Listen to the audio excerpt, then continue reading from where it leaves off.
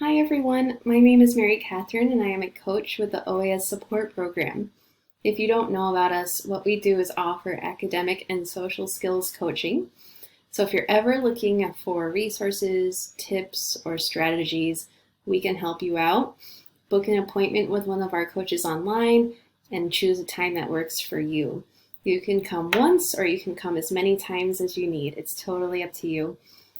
Today I'm going to be giving you some tips about online and hybrid classes, and I'm hoping that this gives you an idea of what the support program offers. Okay, what do you do when your courses are online or partially online? That can be a little bit stressful. Today I'm going to show you what you can do to prepare so you have a successful semester. I'll give you some tips for how to stay focused, especially if you're working from home or from your dorm room. And finally, I'll give you some resources that I hope will make your life a little bit easier.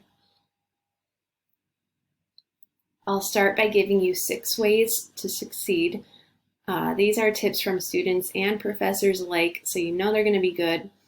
I will give you 3 rules for your study space so you can set yourself up to be as productive as you need to be. And finally, I will list out 10 tools that you can find online that you might know, but maybe you'll find something new that really works for you. All right, step 1 for 6 ways to succeed is to create a calendar. So the first thing you want to do when you get your syllabus from your professor is to scan it and highlight any due dates or deadlines. Do this for each of your courses and then put all the deadlines on a calendar. Doesn't matter if the calendar is a physical one, maybe you have a planner, or perhaps you prefer to do it online, maybe on Google Calendar, something like that. Or you could even use a whiteboard. That's easy to see and you can erase it and change it as much as you want. Doesn't matter what type of calendar it is, but a calendar is going to help you keep track of all your assignments and kind of pace yourself because you can see what's coming up. When classes are online, it's easy to overlook information or get things mixed up, so calendar helps a ton. The second tip is to avoid burnout. With a lot of online classes, the professor might post all the materials and assignments right away, and you might be tempted to try to do as much as you can, as fast as you can, so that it's over with.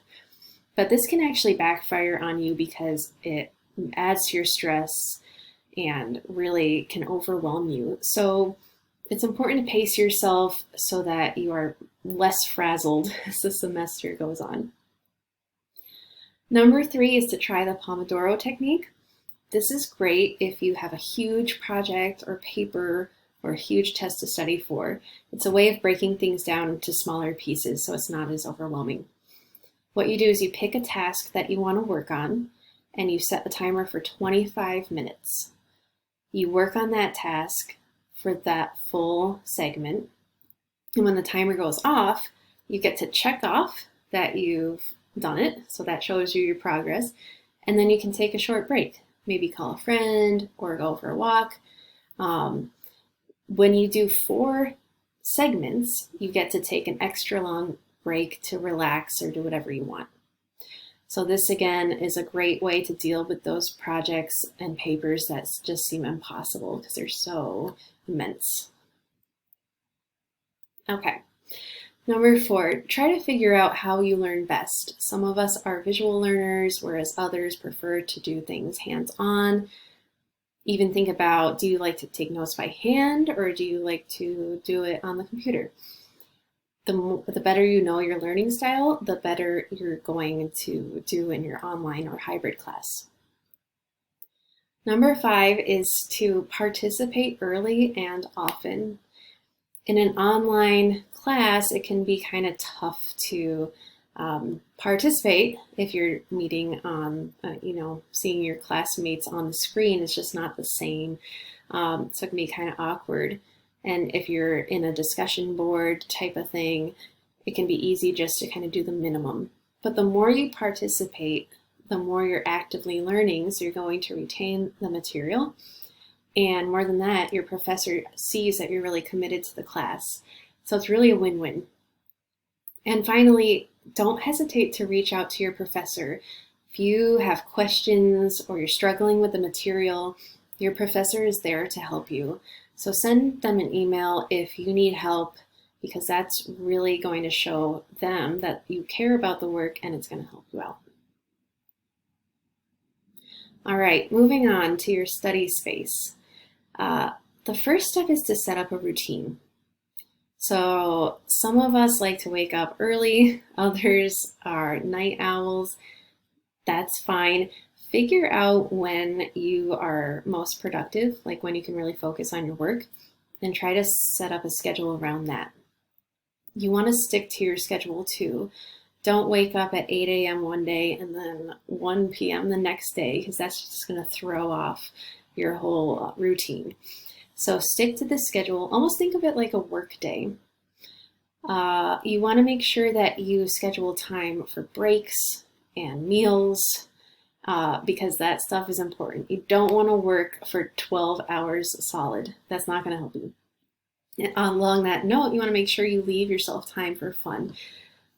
Time where you can relax, connect with your friends, engage in your hobbies, whatever it is, you have to incorporate that into your routine.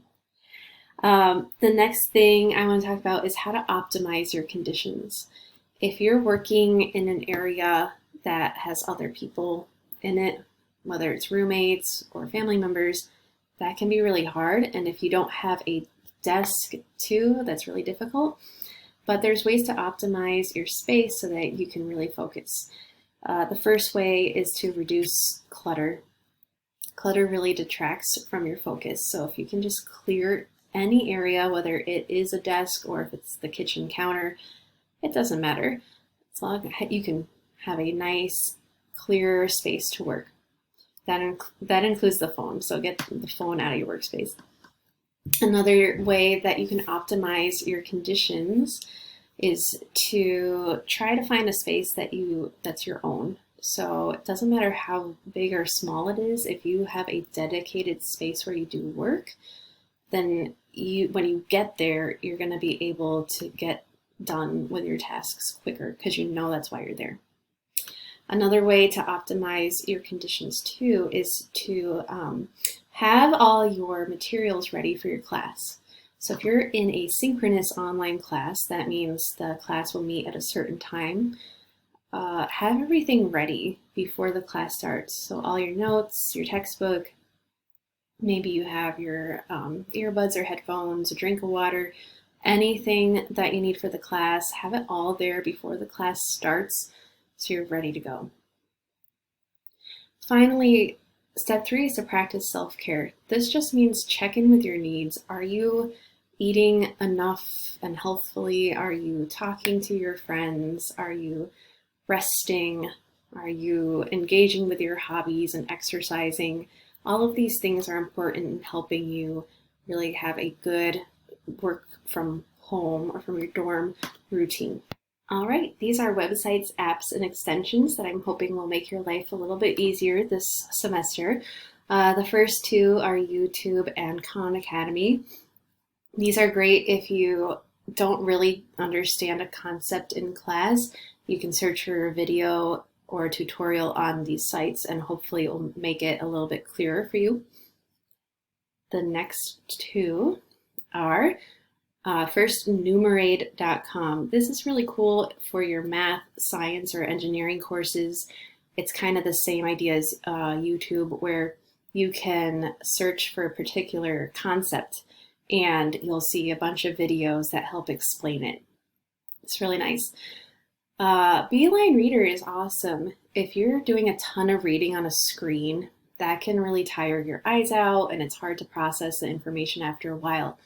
Beeline Reader is an app that helps adjust the colors of fonts and backgrounds on your screen so that it's easier to understand and to get through. It's really cool.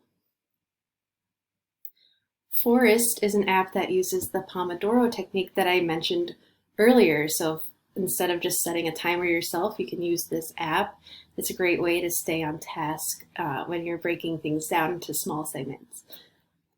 Next is My Homework. This is a great online planner for students. So if you want to stay organized but you prefer to do it digitally, My Homework's a great tool.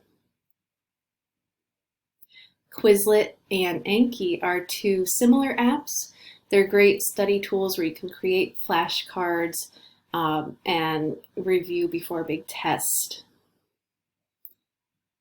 Notion and OneNote are great online note-taking tools. So if you don't really like writing by hand, I definitely recommend you check these out, and they're great ways to stay organized. All right, so things to keep in mind with your online and hybrid classes. Remember that they're not like regular classes. You're going to have tech problems, connection issues. I mean, it's just not the same. And the sooner that you embrace that fact, the easier it's going to go for you. Don't forget, though, that they're still as important. Even though you might not be in the classroom and face-to-face with your professor, they're still monitoring your progress.